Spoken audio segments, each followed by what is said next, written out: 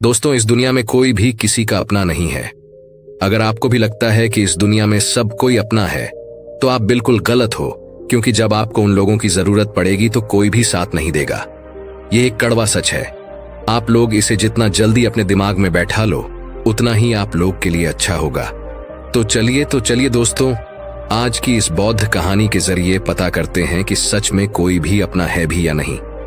आप लोग इस कहानी में हमारे साथ अंत तक बने रहे, क्योंकि आधा अधूरा ज्ञान विष के समान होता है। तो चलिए बिना समय बर्बाद किए कहानी को शुरू करते हैं। पर वीडियो में आगे बढ़ने से पहले, यदि आप भी भगवान गौतम बुद्ध के सच्चे भक्त हैं, तो इस वीडियो को लाइक करके कमेंट बॉक्स में नमो बुद्धाय जरूर लिख देना। और दोस्तों, यदि आपने अभी तक हमारे चैनल नरवाल मोटिवेशनल को सब्सक्राइब नहीं किया है, तो चैनल को भी सब्सक्राइब कर लेना, ताकि आने वाली वीडियो सबसे पहले आपको मिल पाए। तो चलिए आज की प्रेरणादायक बौद्ध कहानी को शुरू करते हैं। बहुत पुराने समय की बात है। एक गांव में एक दुखी परिवार रहता था।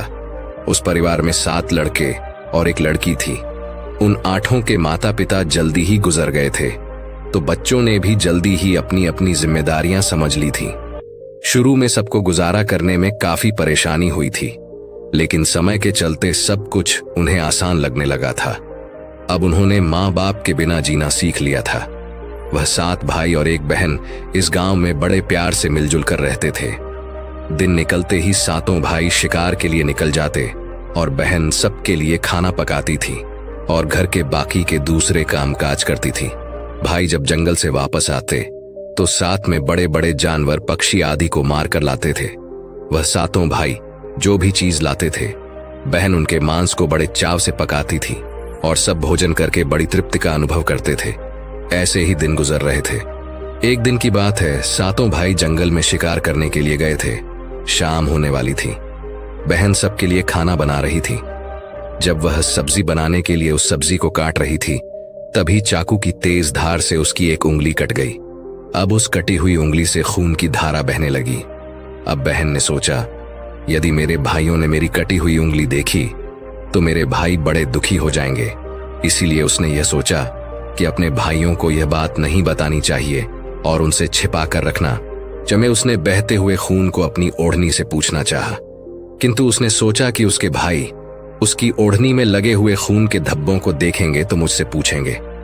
फिर उसने सोचा कि चलो दीवार पर पोंछ देते हैं, लेकिन फिर उसने सोचा कि दीवार पर खून को पोंछना ठीक नहीं रहेगा। उसने सोचा, अगर मेरे भाइयों ने देख लिया कि दीवार पर खून पोंछा हुआ है तो वह मुझसे अवश्य पूछेंगे और फिर मुझे बताना पड़ेगा और वह फिर परेशान हो जाएंगे। फिर बहन बेचैन होकर इधर उधर घूमने लगी, लेकिन उसे कोई ऐसी जगह नहीं मिली जहां उसका बहता हुआ खून उसके भाइयों की नजरों से बच सके।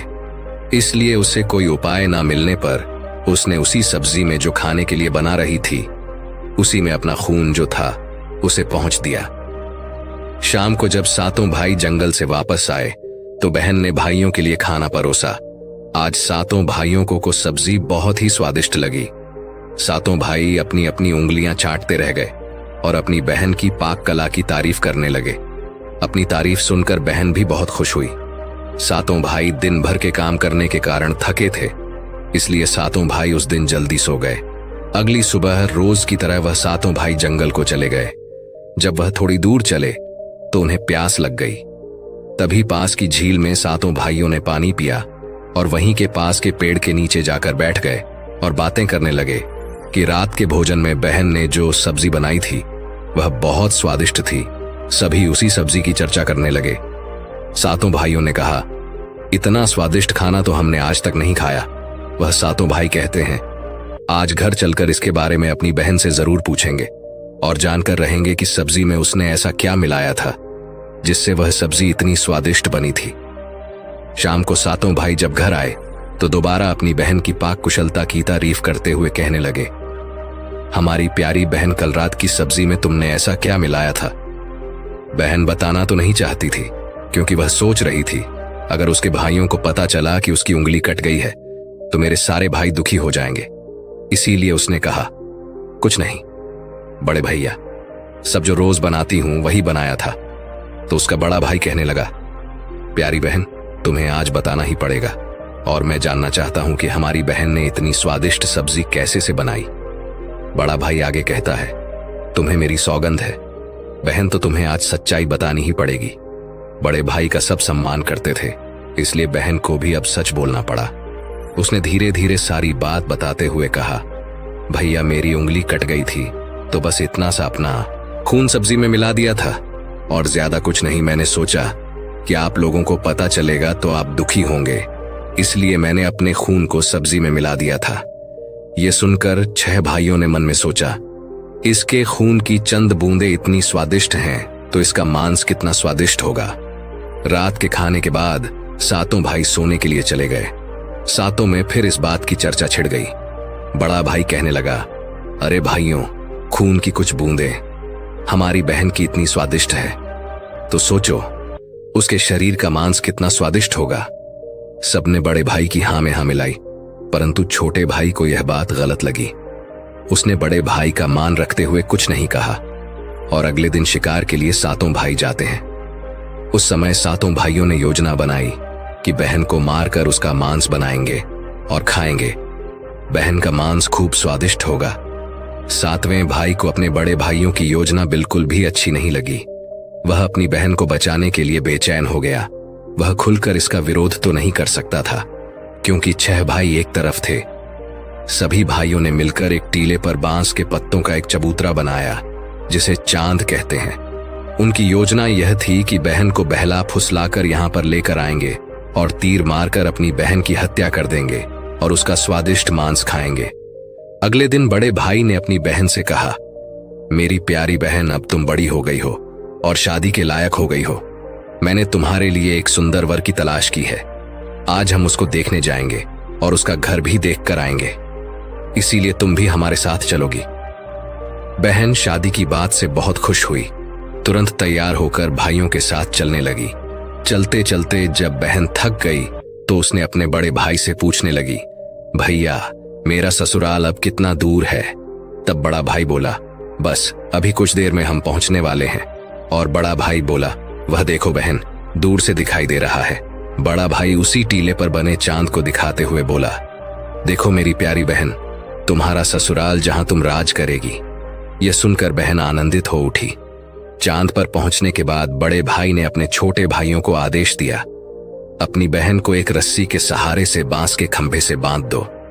सभी भाई मिलजुल कर जल्दी से बहन को बांधने लगे।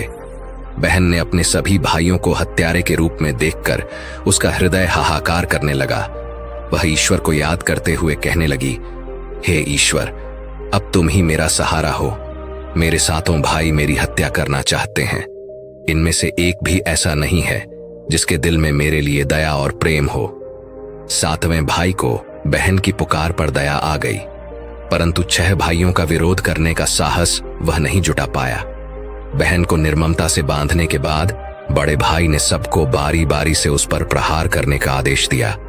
बड़ा भाई सबसे पहले हाथों में धनुष बाण लेकर जब अपनी बहन पर प्रहार करने को आगे बढ़ा, तब बहन भाई के सामने हाथ जोड़कर करुण स्वर में कहने लगी, मारो मारो भैया, छाती में लक्ष्य करके तुम्हारा तीर जंगल को जाएगा भैया।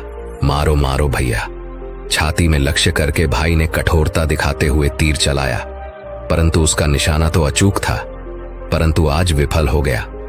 उसके बाद अब दूसरा भाई तीर मारने को तैयार हुआ। बहन ने उसके आगे भी हाथ जोड़कर वही करुण रूपी गीत गाया। उसका भी निशाना चूक गया। इसी तरह सभी भाइयों ने बारी बारी से बहन की छाती को लक्ष्य करके तीर मारने की कोशिश की, परंतु बहन हर बार यही दोहरा रही। 6 भाई लक्ष्य भेद करने में असफल रहे। अब 7वें भाई की बारी थी। उस 7वें भाई से 6 भाई कहने लगे, भाई पूरी ताकत से तीर चलाना और बहन को एक बार में मार देना। यदि तुम्हारा निशाना चूक गया तो तुम जिंदा नहीं बचोगे, हम सब तुम्हें मार देंगे। बहन ने छोटे भाई की जान बचाने के लिए अपनी जान न्यौछावर कर दी और अपने छोटे भाई को बचाने का निश्चय किया। वह ईश्वर से प्रार्थना करने लगी, हे ईश्वर, मेरे भाई का तीर मेरी छाती भेदने में सफल हो जाए। वह फिर करुण गीत गाने लगी, मारो मारो भैया, छाती में लक्ष्य करके, भैया छाती में लक्ष्य करके तेरा तीर मेरी छाती भेद जाए। छोटे भाई ने तीर चलाया। उसका तीर बहन के माथे पर जा लगा। वह दर्द से तड़प उठी। कुछ देर तड़पने के बाद उसके प्राण त्याग दिए। सातों ने मिलकर अपनी बहन का मृतक शरीर नीचे उतारा। 6 भाइयों ने मिलकर बहन के शरीर को छोटे छोटे टुकड़ों में काट डाला। बड़े भाई ने 7वें भाई को जंगल से लकड़ी और पानी लाने का आदेश दिया। छोटा भाई पानी और लकड़ियों के साथ साथ कुछ मछली और केकड़े भी ले आया था। वह अंदर ही अंदर बहुत दुखी था। उसके भाई बहन का मांस बड़े शौक से पका रहे थे। छोटा भाई बहन के मांस के साथ मछली और केकड़े भी पकाने को डाल दिए, जिससे उसने अपने खाने का जुगाड़ कर लिया। चावल और मांस तैयार हो गया। छोटे भाई ने पहले ही अपने बैठने के स्थान पर एक छोटा सा गड्ढा खोद लिया था। उसने अपनी बहन के मांस को चुपके से उस गड्ढे में डाल दिया और मछली और भात खाने लगा। बाकी 6 भाई बहन की हड्डियां चबाने लगे तो छोटा भाई केकड़ा चबाने लगा। जब सबने बहन के शरीर का स्वादिष्ट मांस खाकर अपना पेट भर लिया तो बड़े भाई ने 7वें भाई से कहा कि झूठा साफ कर दो। तब छोटे भाई ने, जो बहन की बची कुची हड्डियां और शरीर के अन्य भाग जैसे सर, नाखून, पंजे, इन सबको इकट्ठा करके एक गड्ढे में डाल दिया और ऊपर से मिट्टी से ढक दिया। कुछ समय बाद जहां पर बहन के मांस के टुकड़े डाले गए थे, उस स्थान पर बांस का एक पौधा उगाया था। धीरे धीरे वहां पर बांसों का झुंड बन गया। एक बार एक संत आए और उसी बांस के झुरमुट तले छुपकर मलम करने लगे। उसी समय आकाशवाणी हुई, संत दुर्गंध आ रही है, संत दुर्गंध आ रही है।